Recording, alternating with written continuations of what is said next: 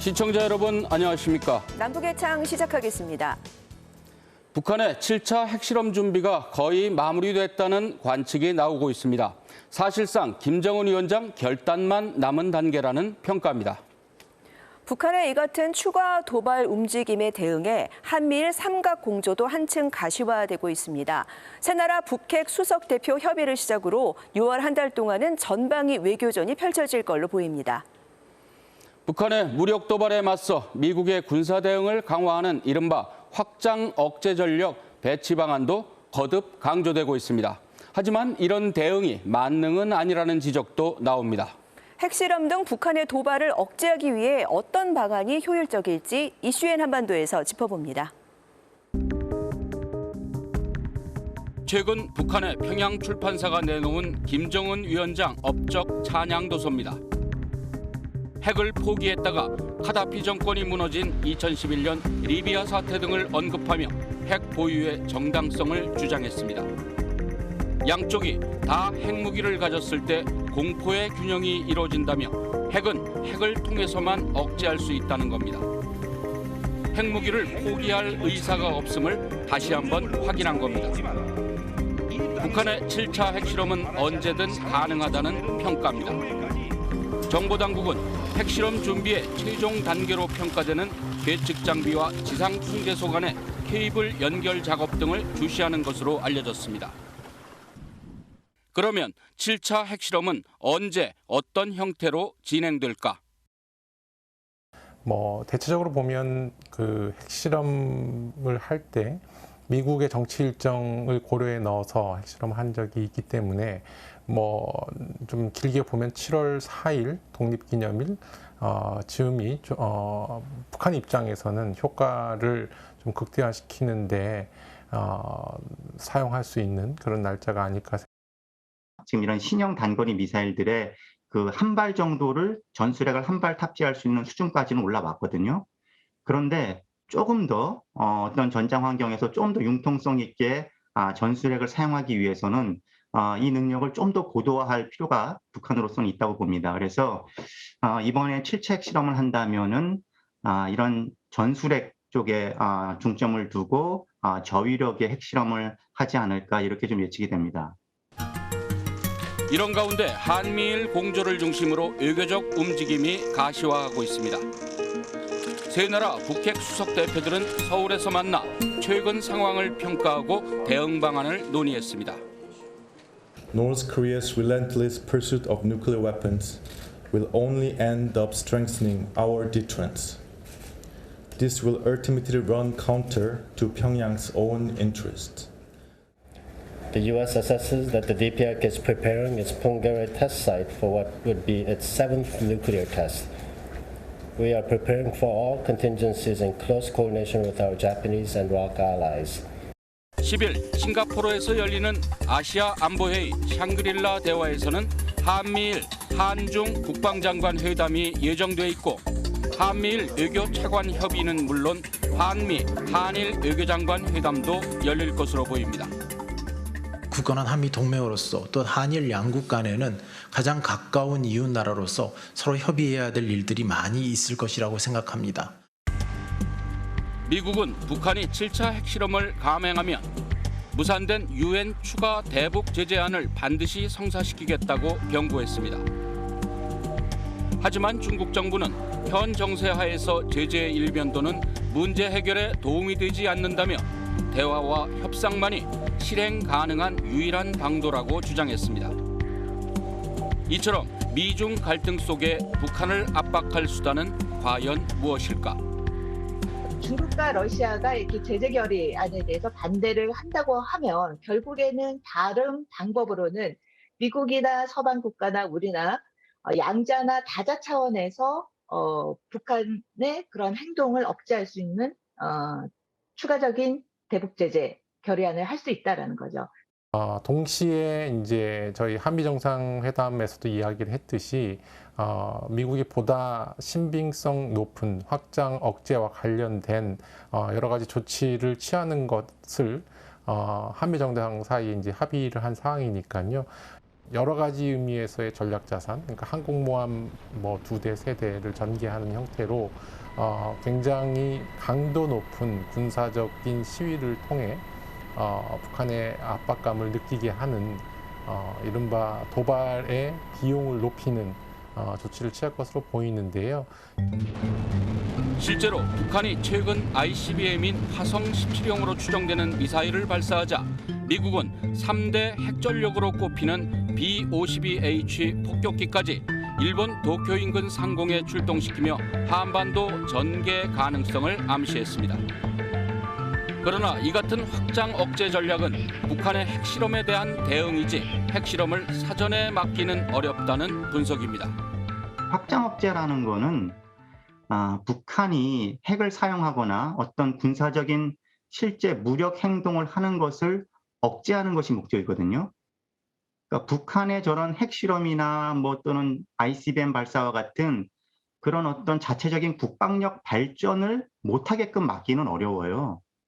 지금 뭐 남아있는 어떤 북한의 어떤 ICBM 발사, 시험 발사 또는 7차 핵실험 이런 것을 막는데 사실은 뭐 확장 억제가 도움이 된다 하는 것은 뭐 지극히 좀 회의적이라고 할 수 있겠습니다.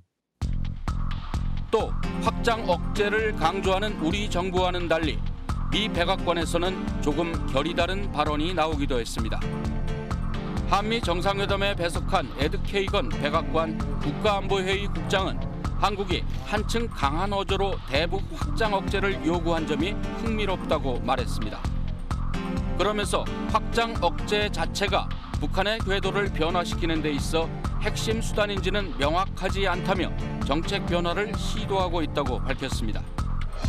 즉 확장 억제에 대한 그런 역량 강화뿐만 아니라 결국에는 그들이 그 핵과 미사일을 고도화를 시켜도 사용하지 못하게끔 하고 거기에 대한 비용을 높이는 방법이라든지 그러니까 비핵화가 제대로 작동이 되지 않는 것만큼 비핵화 말고 다른 옵션에 대한 개발도 많이 필요하다 해서 거기에 방점을 둔 그런 내용이 아닌가라는 생각입니다. 미국에 지나치게 의존하기보다 우리 자체 전력을 꾸준히 증강해야 할 필요성도 제기됩니다. 즉, 우리의 비핵 전력으로도 북한에 치명적인 타격을 줄 수 있는 능력을 갖추면 핵 도발을 억제할 수 있다는 겁니다. 사실 곰곰이 따져보면 억제라는 거는 상대를 두렵게 하면 그 효과가 있는 법이거든요.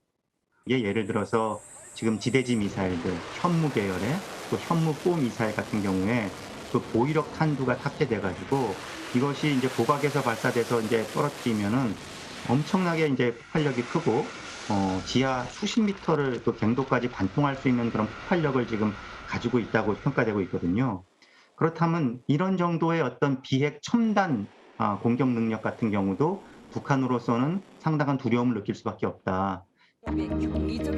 하지만 북한이 이를 명분으로 또 다른 군사력 강화에 나서고 결국 남북이 군비 경쟁을 벌이면서도 안보는 계속 불안한 안보 딜레마에 빠질 수 있다는 우려도 나옵니다. 한편 워싱턴 포스트는 바이든 미 대통령이 한일 순방 기간 김정은 위원장에게 남긴 말에 주목했습니다. We are prepared for anything North Korea does. We've thought through how we respond to whatever they do, and so I'm not concerned if that's what you're suggesting. A message for Kim Jong-un while you're here. Hello. Serious. Thank you. 북한의 대화의 문은 열어놓되 서둘러 당근을 제시하지 않겠다는 한미 정상의 입장이 사실상 오바마의 전략적 인내와 유사하다는 분석입니다. 북한은 자신의 일정표대로 움직이고 미국은 북한 문제를 뒤로 미루려 하고 한국 정부는 어떻게 해야 할까? 이러한 억제력만 또 높인다고 해서 또 위기가 에스컬레이션 되지 않게끔 또 대화의 공간도 열어놓는 이런 이중적인 그 투 트랙으로 갈 수밖에 없지 않은가라는 생각이 들어요. 북한의 완전한 비핵화라고 하는 걸 포기하지 않는다고 하더라도 그 경로로 들어서기 위해서는 어떤 형태로든 북한과 협상을 해야 하고 협상의 과정에서는 주고받는 그 교섭이 필요한 거니까요. 한국의 미국의 정책 당국자나 아니면은 미국의 정책 당국자도 조금은 현실적인 양보안 그리고 북한의 요구안 이런 것들을 구체화시키는 작업이 현 시점에서는 필요하다고 보이고요. 북한의 핵능력에 대한 면밀한 대응과 함께 한반도 긴장 완화와 비핵화를 위한 담대한 계획이 필요한 시점입니다.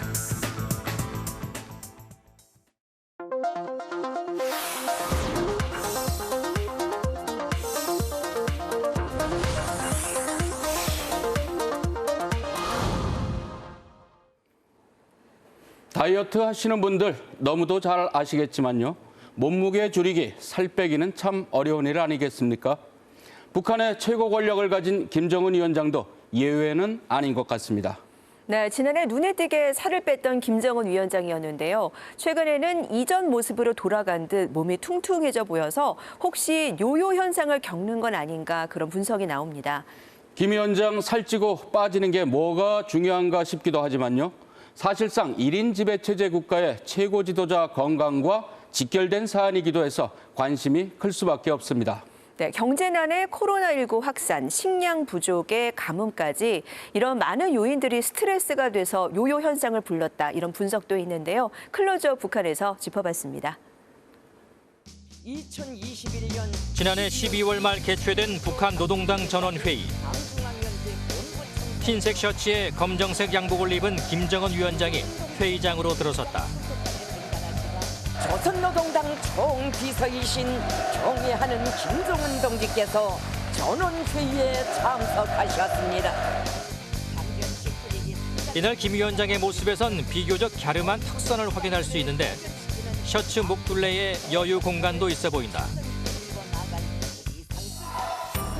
5개월가량 지난 지난달 29일 코로나19 방역회의에 등장한 김정은 위원장의 외형은 사뭇 달라졌다.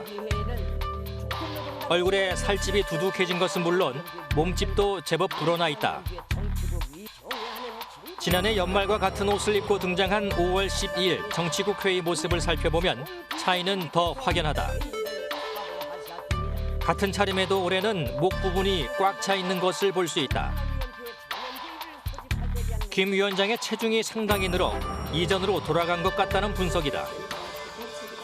지난번에 한 20여 킬로 빼서 굉장히 그래도 괜찮아졌다 이런 생각이 사실은 들었는데 결국은 요요가 온 것 같고요. 아마 여러 가지 상황상 그런 걸 다 조절하기가 어렵지 않았나 싶습니다. 집권 초 키 170cm, 몸무게 90kg이었던 김정은 위원장의 체중은 서서히 증가해왔다. 턱선은 완전히 사라졌고 배는 옷으로 가려지지 않을 정도가 됐다. 2020년 국가정보원이 확인한 김 위원장의 체중은 140kg, 고도 비만 상태였다. 매년 평균 한 6, 7kg씩 쪘어요. 그래서 지금은 한 140kg대. 급격한 체중 증가는 건강 이상설로 와전되기도 했다. 급기야 2020년 4월 할아버지 김일성 주석 생일엔 금수산 태양궁전 참배에 불참하면서 사망설까지 등장했다. 이후 김정은 위원장이 순천 인비료 공장 준공식에 참석하며 건재함을 과시했지만 건강 이상설은 꼬리표가 됐다. 정치국 회의가 6월 4일 당중앙위원회 본부청사에서 진행됐습니다. 조선노동당 김정은 위원장의 첫 체중 감량이 포착된 건 지난해 6월이다. 정치국 회의에 눈에 띄게 달라진 모습으로 등장한 것이다. 당시 김 위원장이 착용한 손목 시계의 시계줄이 체중 감량의 척도가 되기도 했다. 북한 당국은 주민들의 인터뷰를 통해 최고 지도자의 감량을 언급했다. 경애하는 정수동께서 스쳐가진 모습 봤을 때 우리 인민들은 제일 가슴 아팠다는 거. 모든 사람들이 다 말합니다. 눈물이 저절로 나온다고. 국가정보원은 김정은 위원장이 체중 감량은 했지만 건강에는 이상이 없다고 평가했다. 최근 10kg에서 20kg 정도의 체중을 감량하고 정상적인 통치 활동을 하고 있다고 보고한 바 있습니다. 이처럼 비교적 단기간에 많은 체중을 줄인 건 건강 문제와 연관이 있을 것이라는 의견이 지배적이었다. 가족력이 우선은 있어요.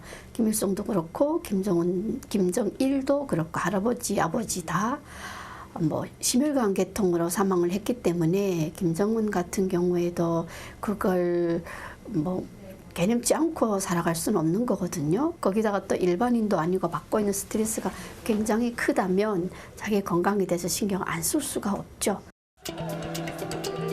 감량에 성공한 김정은 위원장은 비교적 체중을 잘 유지하는 듯 보였다. 아버지 김정일 국방위원장을 떠올리는 야상 자켓 차림으로 등장했을 때도, 양복을 입고 대중 앞에 섰을 때도, 항공 점퍼를 입고 나타났을 때도 날렵해진 외형이 눈길을 끌었다. 말을 타고 질주하는 모습까지도 공개했다. 하지만 올해 4월 공식 석상에 참석한 김 위원장의 모습은 조금씩 달라져 갔다. 얼굴도 체형도 다시 예전처럼 불어나고 있었던 것이다. 체중 감량 1년 만에 다시 원래의 모습으로 돌아가고 있는 김정은 위원장. 요요 현상의 가장 큰 이유로는 극심한 스트레스가 꼽히고 있다. 스트레스를 받게 되면 코르티존이라고 해서 폭식하고 싶은 그런 호르몬이 분비가 돼요.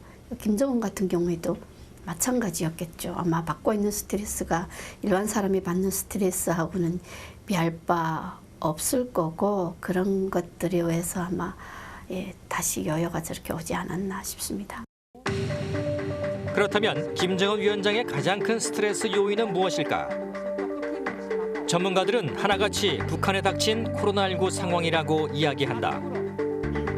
북한 스스로 성공적인 치료와 방역을 하고 있다고 주장하지만 액면 그대로 믿기 어렵다. 현지 지도에 누구보다 적극적인 김정은 위원장이 코로나19 현실을 모를 리 없고 결국 스트레스가 쌓일 수밖에 없다는 것이다. 이 사람은 어쨌든 자기가 지도자다라는 인식은 굉장히 투철한 것 같아요. 내가 지도자야.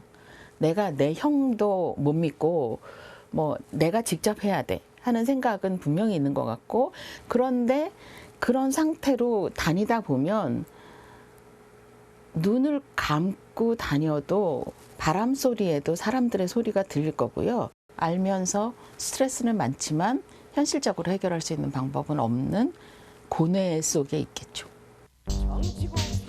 요요 현상과 함께 김 위원장의 흡연도 크게 는 것으로 보인다. 방역 회의를 주재하는 김정은 위원장의 손에는 회의 내내 담배가 들려 있다. 책상 위에 놓인 담배값과 재떨이에 쌓인 담배 꽁초들에서 김 위원장의 고심을 엿볼 수 있다. 우리가 이걸 끝낼 수 있을까? 말은 지금 끝냈다고 얘기를 하지만 끝낼 수 있을까? 그리고 지금까지 국제사회 패턴을 봐도 잦아들었다가 다시 생기고 잦아들었다가 다시 생기고 이렇고, 백신을 전혀 접종하지 않은 0% 백신 접종자 수의 나라들에서는 새로운 유형의 오미크론 변이가 막 생겨나거든요. 그런 것들을 생각할 때 무한 안전하다 하고 생각하기는 어려울 것 같아요. 겉으로는 웃어도. 공식 집권 10년을 맞아 대대적인 성과를 선전했지만 절대 다수 평범한 주민들의 여전히 팍팍한 삶도 김 위원장이 직면한 현실이다. 코로나19로 인한 국경 봉쇄는 경제난을 더욱 가중시키고 있다. 자기 아버지는 자기가 보기에 인민을 굶긴 정말 못난 지도자예요. 따르고 싶지 않아요. 그래서 이제 할아버지를 모방하면서 여러 차례, 그러니까 우리 인민들이 앞으로 허리띠를 졸라매게 하진 않겠다, 이런 거를 막 하죠. 했는데 10년이 지나 보니 자기가 딱히 아버지보다 나은 게 별로 없는 거예요. 막상 실천을 할 국제사회에서 장기화된 고립 역시 상당한 통치 스트레스다. 이 사람이 특별한 사람은 아닙니다. 그러니까 수많은 독재자의 전형적인 경로를 따라가고 있는 중이죠. 한 번씩 쏠 때마다 앞에서 막 이렇게 파한대소를 하고 선글라스 끼고 이렇게 시계 보고 이런 거 다 하지만 그때마다 사실은 미국이 어떻게 나올까가 두려울 겁니다. 두려워요. 그러니까 이러다가 내가 체제를 아예 무너뜨리는 도박을 하는 건 아닌가 하는 생각을 하겠죠. 살이 빠졌을 때도 살이 다시 쪘을 때도 주목받을 수밖에 없는 북한 최고 지도자의 겉모습과 건강. 달라진 모습만으로 모든 것을 알 수는 없지만 김정은 위원장의 스트레스가 막대하다는 건 분명해 보인다.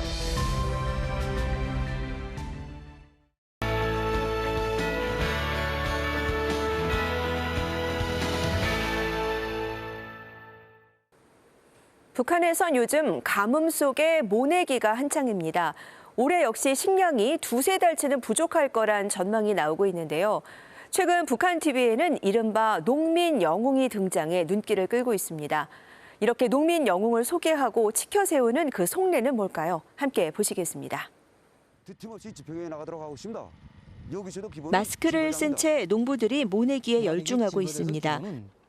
선전원들의 응원이 펼쳐지는 가운데 전국 각지에서 진행 중인 모내기 상황을 북한 매체들은 연일 전하고 있습니다. 풍년이어도 식량은 늘 부족하기에 한해 농사의 성패가 달린 모내기에 가능 인력을 총동원한 모습입니다. 올해는 극심한 봄 가뭄에 코로나19 비상 방역 상황까지 겹치면서 모내기 일정에 차질이 생길 수 있는 상황인데요. 올해 정말 엄중한 방역이 상황이 조성되고 또 오랫동안 가물이 계속되는 등 당면한 영농사업에 지장을 주는 인자들이 수없이 많습니다. 여기에 최근 코로나19 봉쇄 조치로 외부 식량 수입이나 지원 감소가 예상되면서 곡물 부족 현상이 우려되고 있습니다. 실제로 미 중앙정보국 CIA는 최근 북한의 식량 부족 규모를 86만 톤 정도로 추정했습니다. 이는 북한의 2-3개월분 식량에 해당하는 규모입니다. 북한을 둘러싼 여러 가지 그 정치, 경제적, 군사적 환경 자체가 굉장히 나쁘고 그다음에 기상마저도 지금 받쳐주지 않고 또 코로나 팬데믹이 또 함께 발생해가지고 북한으로서는 정말 그 사면초가다. 북한 당국은 평양 강냉이 가공 공장의 생산량을 최대한 끌어올리는 등 식량 부족 상황을 막기 위해 안간힘을 쓰고 있습니다. 이런 가운데 조선중앙TV는 농민 영웅을 소환해 눈길을 끕니다. 임근상, 안달수와 같은 이전 세대 농민들의 업적을 조명하며 악조건에서도 빠른 시간에 과업을 완수했다는 점을 강조합니다. 그래서 우리 임근상 농민은 현장에서 낮과 밤이 따로 없는 전투를 벌여서 단 6개월 동안에 50리 물길공사를 완공한 그런 일꾼이었습니다. 농사를 잘 짓는 건 사회주의 건설을 위한 최우선 전투적 과업이라며 성과를 낸 농민들을 전쟁 영웅 못지않게 추켜 세우고 있습니다.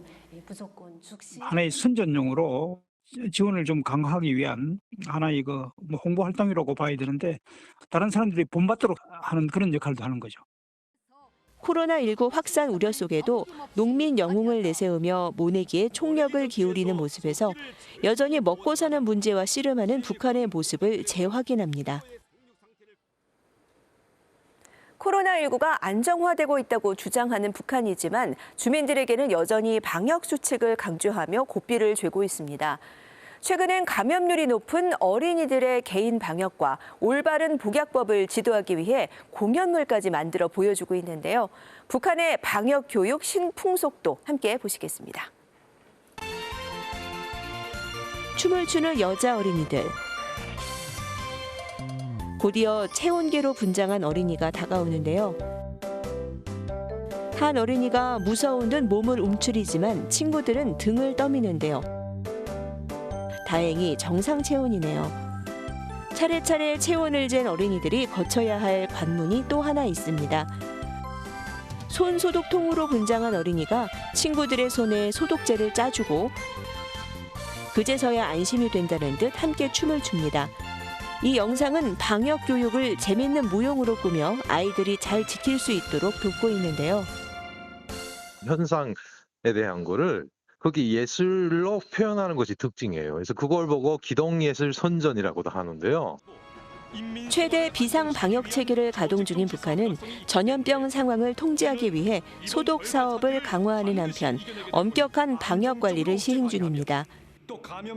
전인민적인 방역 투쟁이 전개됨으로써 전국적인 전파 상황이 점차 억제되어 완쾌자 수가 날로 늘어나고 사망자 수가 현저히 줄어드는 등 전반적 지역들에서 안정세를 유지하고 있는 데 대하여 평가했습니다. 코로나19 상황이 안정세라고는 하지만 손 씻기와 소독 등 개인 방역 수칙은 계속 강조하고 있습니다. 자가격리 시 몸을 돌보는 방법은 물론 올바른 항바이러스제 사용법과 소금물로 코를 씻어내는 코 함수 등 내용도 상당히 구체적입니다. 감기를 비롯한 비루스나 세균에 의한 전염병을 미리 예방하자면 소금물 코 함수를 일상적으로 해야 합니다. 특히 애니메이션이나 전문가 인터뷰, 특별 제작 영상, 어린이 무용 등 다양한 방식으로 소개하고 있는데요. 백신이나 치료제 지원을 받지 않는 상황에서 코로나19 확산을 막기 위해 개인 방역에 집중하는 겁니다. 북한은 지원을 안 받으면은 철저하게 자체적으로 백신을 생산을 못하는 나라지 않습니까? 네, 그래서 민간요법에 의거한 그런 해설선전을 많이 해줬어요. 코로나19 완화세라고는 하지만 언제든지 다시 확산세로 돌아설 수 있는 만큼 북한은 방역 교육에 적극적으로 나서며 긴장의 끈을 놓지 않고 있습니다. 지금까지 요즘 북한은이었습니다.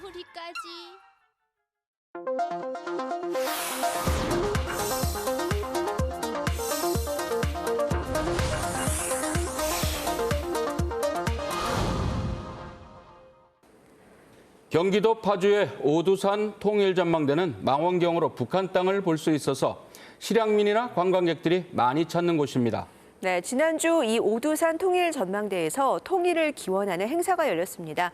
이하영 리포터 여기 다녀오셨다고요? 네, 코로나19로 중단됐던 행사가 재개돼서인지 많은 분들이 이곳을 찾았는데요. 그중에서도 청소년 등 젊은 층이 많았습니다. 네, 통일 기원 행사에 젊은 층들이 많이 왔다니까 좀 고무적인데요. 통일에 대한 인식들은 어떻던가요? 네, MZ세대라 불리는 젊은 세대를 인터뷰해봤는데요. 통일에 대해서 찬성과 반대 의견을 골고루 들을 수 있었습니다. 그리고 이 평화로운 세상, 통일이 된 세상을 꿈꾸는 이들의 이야기를 들으니까요. 가슴이 뭉클해지기도 했는데요. MZ세대가 생각하는 통일은 어떤 것인지 들어보시죠.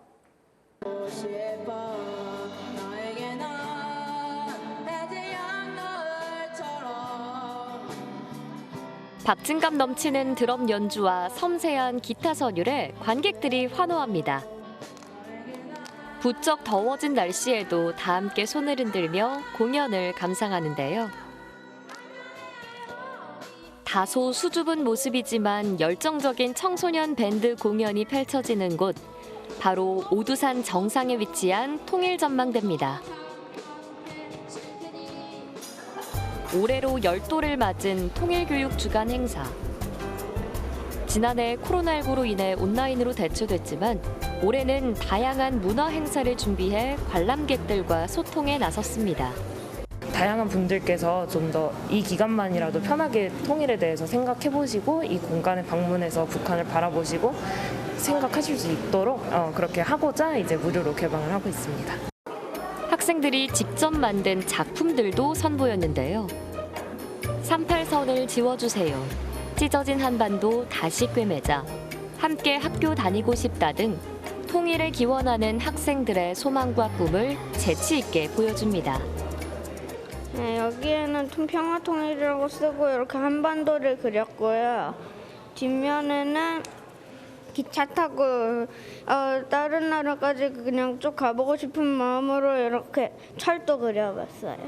뭐 베이징, 뭐 블라디보스토크 뭐 이런데. 또래 친구가 만든 작품을 보면서 관람객 어린이도 들뜬 마음으로 통일의 순간을 꿈꿔보는데요. 그렇게 되면 여행 갈 곳도 많아지고 그래가지고 새로운 데 또 갈 수 있어가지고 새로워질 것 같아요. 아, 그래요? 네. 무찌르자 공산당 같은 포스터를 만들었던 기성세대들은 동심이 반영된 문구를 바라보며 새삼 변화된 세상을 실감합니다. 평화나 아이들의 이제 꿈에 대한 통일에 대한 염원을 담은 그런 내용들이 많이 있는 것 같고 되게 자유로운 분위기 속에서 통일을 좀 갈망하는 그런 느낌을 받았어요. 1층 야외 광장에선 다양한 체험 행사가 열리고 있었는데요. 그냥 빼면 얘가 좀 스트레스 받으니까 살살 달래주면서 자, 이사 갈 거야. 우리 자꾸 말랑말랑. 통일 화분을 만드는 작업에 어린이들도 팔을 걷어붙였습니다. 남과 북이 하나 되길 바라며 열린 통일교육 주간 행사. 이곳을 찾은 많은 청년들과 청소년들이 있는데요. 과연 1020 세대들은 통일에 대해 얼마나 많은 생각을 가지고 있을까요? 먼저 통일이 왜 필요하다고 생각하는지 물어봤습니다. 가족인데 전쟁 때문에 헤어졌잖아요. 그래가지고 가족을 만날 수 있으면 좋겠어요. 이상 가족이. 언제쯤 될 수 있을까요? 제가 한 20대 되면 될 것 같아요. 그래요? 네. 30대 연인 사이에선 통일에 대한 의견이 서로 갈리기도 했는데요. 한 민족이고 그리고 이제 지구상에 분단된 국가가 저희밖에 없으니까 그게 좀 후대한테도 안 좋은 역사지 않나 싶어서 어차피 해야 되는 통일이라면 빨리 하는 게 맞다고 생각을 합니다. 네. 네. 반대하시는 이유가 어떻게 될까요? 너무 많이 문화가 달라져 있어가지고 경제나 이런 걸 맞추는데 많은 시간과 좀 갈등이 많이 생길 것 같아서. 남북 분단의 시간이 길어지고 있는 만큼 언젠가부터 통일은 나와 상관없는 얘기처럼 멀게만 느껴지는 게 현실인데요. 실제로 최근 청소년 4명 가운데 1명은 통일이 필요 없다고 생각할 정도로 점점 통일에 대한 관심이 사라지고 있다는 조사 결과도 나왔습니다. 이번 행사장에서도 통일의 부정적인 측면을 우려하는 목소리를 심심찮게 들을 수 있었습니다. 북한 같은 경우에 김일성 가족만 대통령이 되잖아요. 근데 저희 대한민국은 투표권을 가져갖고 하잖아요. 그래서 의견 차이가 많이 나서 다시 전쟁이 일어날 수 있다 생각해서 반대를 해요. 그렇다면 통일을 위해 가장 시급한 것은 무엇일까요? 제가 직접 그 의견을 들어보도록 하겠습니다. 최근 북한의 연이은 미사일 발사와 7차 핵실험 임박설 등이 제기되면서 통일을 위해 비핵화 문제를 시급히 해결해야 하는 과제로 꼽는 의견들이 많았습니다.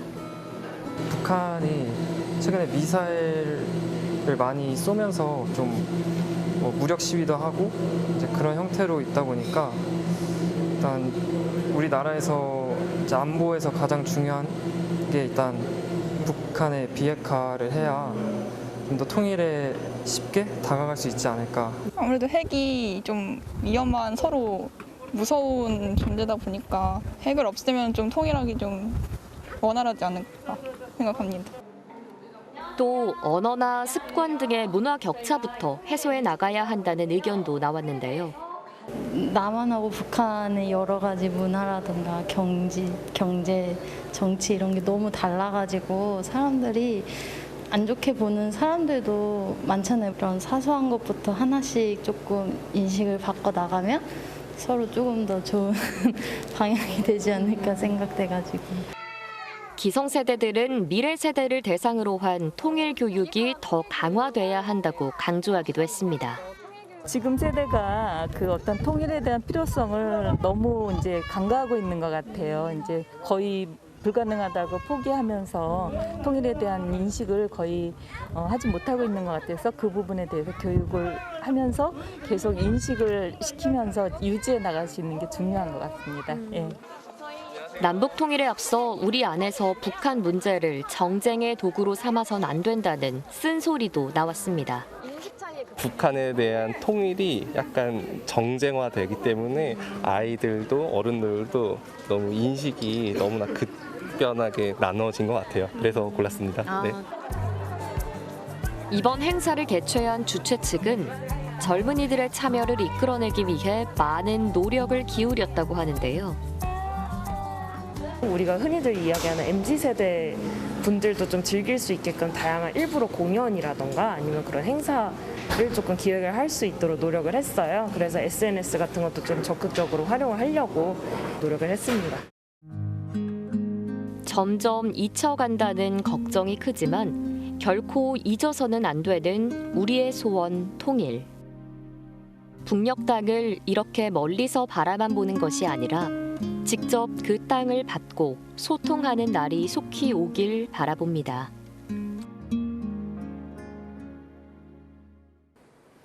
북한에선 최고 지도자 사진이나 최고 지도자와 함께 찍은 사진을 1호 사진이라 부르고 있는데요. 이 사진 한 장이 승진 등 출세길에도 쓰이고 있어서 우리 로또에 비견될 정도라고 합니다. 네, 북한 1호 사진에 얽힌 모든 것 유튜브 남북해설에서 만나실 수 있습니다. 잠시 보시겠습니다. 뭐 로또 같은 느낌, 뭐 이런 느낌도 살짝 드네요. 그렇죠. 그러니까 한마디로 말씀드려서 로또의 시초가 될 수도 있고, 예를 들면 로또에 지금 현재 이게 3등인데 이게 1등으로 변할 수 있는 계기점이 1호 사진인 거죠. 구체적으로 어떤 식으로 이 사진이 작동을 하는 건가요, 그러면? 그러니까 대표적인 인물이 뭐 우리도 잘 알고 있는 마라톤 선수 정성옥 선수라고 있었잖아요. 예. 국회의원 격인 최고인민의 대의원 됐죠. 그다음에 집 받았죠. 벤츠 받았잖아요. 이렇게 바뀌는 거죠. 한 장당 뭐 몇백 명 이상, 1000명 단위가 가던데 중고 거래 같은 게 혹시 될까요? 절대 안 되죠. 큰 나요. 방해율 사상 체계 확립의 10대 원칙이라는 것도 있거든요. 1호를 현상한 모든 미술 작품, 석고상 사진 초계처럼 지키라고 하거든요. 네. 불이 났다. 네. 그런데 내 세간은 못 갖고 나와도 그 초상 사진은 꼭 갖고 나와야 된다. 뭐 이런 말씀들을 하시는데 맞나요? 사실입니다. 그러니까 그 제가 살던 바로 앞에 사적 건물이라고 해서 안에 당시 김일성이 사진이고 뭐고 다 있는데 그 집이 불이 난 거예요. 그때 우리 옆집에 살던 청년 둘이가 사진을 건졌어요, 실제로. 그다음에 뭐 청년 동맹, 비선회, 모네 쭉쭉쭉쭉 승부됐죠. 우리도 이제 보면은 뭐 연예인이 왔다던가 막 이제 달려가서 뭐 이렇게 사진도 찍어보려고 하고 그러지 않습니까? 그런 면에서는 좀 비슷한 건 있는데 어떤 그 북한이나 사회에서 1호 사진이 갖는 의미 그거는 우리랑은 정말 많이 다르다.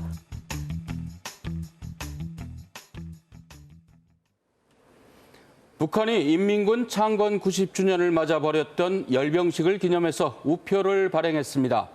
최신 미사일에 방사포 등 각종 무기가 등장하는데 기념 우표라곤 해도 소식을 전하는 편지에 붙일 우표인데 자극적이고 우리와는 많이 다르다 싶습니다.